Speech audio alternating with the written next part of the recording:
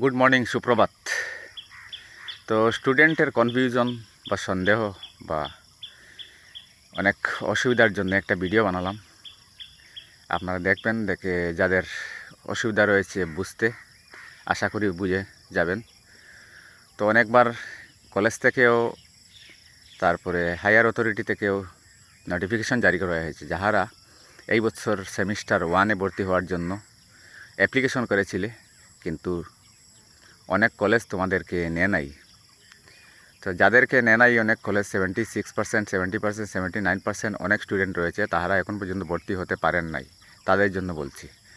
তো সবাই বলছে স্পট অ্যাডমিশন তো অফিসিয়ালি নোটিফিকেশন জারি করা হয়েছে যদিও, কিন্তু স্পট অ্যাডমিশনের জন্য গত বছর একটা অ্যাপ্লিকেশনের সাইট ছিল, যেটা এই বছর সেইভাবে দেওয়া হয় নাই। অর্থাৎ একটা পরিবর্তন করেছে, যে পরিবর্তনটা এমন কোনো অসুবিধাজনক কিছু নয়। যাহারা সমর্থে আগেই অ্যাপ্লিকেশন করে রেখেছিলে বিভিন্ন কলেজে, তারা সেই সমর্থের সাইডে গিয়ে অ্যাপ্লিকেশনটা ফিল আপ করে কলেজে জমা দেওয়ার কিছুক্ষণের মধ্যেও একটা ভ্যাকেন্সি লিস্ট বা সিলেকশন লিস্ট বেরোবে।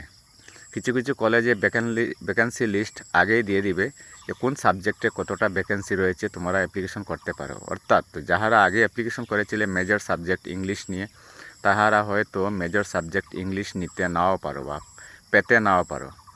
যার জন্য কলেজ আগে থেকেই বলে দিয়েছে যে সাবজেক্ট আমরা চুজ করব, আর তোমাদের যদি ভাগ্যে থাকে তবে সাবজেক্ট পেতে পারো যে পছন্দ অনুযায়ী।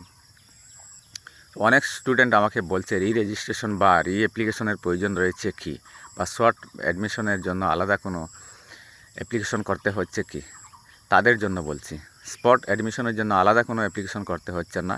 শুধুমাত্র যে যে কলেজে অ্যাপ্লিকেশন করে রেখেছো সেই সব অ্যাপ্লিকেশন প্রিন্ট আউট করে কলেজে জমা দিলেই তোমাদের অ্যাডমিশন হওয়ার ব্যবস্থা হয়ে যাবে।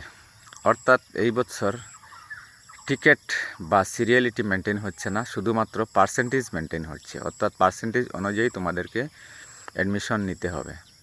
কিছু কলেজে পার্সেন্টেজ অনুযায়ী ডে সিলেক্ট করা হয়েছে, অর্থাৎ হায়ার পার্সেন্টেজ যাদের রয়েছে তাহারা মনে করেন 15 তারিখ অ্যাডমিশন নিতে পারবে। এর চেয়ে নিচে যাদের রয়েছে তাহারা 16 তারিখ নিতে পারবে। এর চেয়ে নিচে যাদের রয়েছে তারা 17 তারিখ নিতে পারবে। সেইভাবে অ্যাপ্লিকেশনটা কমপ্লিট হবে। তো অতএব যাদের সমর্থে অ্যাপ্লিকেশন করা রয়েছে তাদের কোনো প্রয়োজন নেই নতুন করে অ্যাপ্লিকেশন করার। যদি প্রোফাইলে কোনো ভুল ত্রুটি থেকে থাকে বা সমর্থে অ্যাপ্লিকেশন করার পর কোনো কলেজ থেকে কোনো কারণে রিজেক্ট হয়েছে, সেই কলেজে আবার তোমরা অ্যাপ্লিকেশন করতে পারো। তো এটাই ছিল আজকের ইনফরমেশন।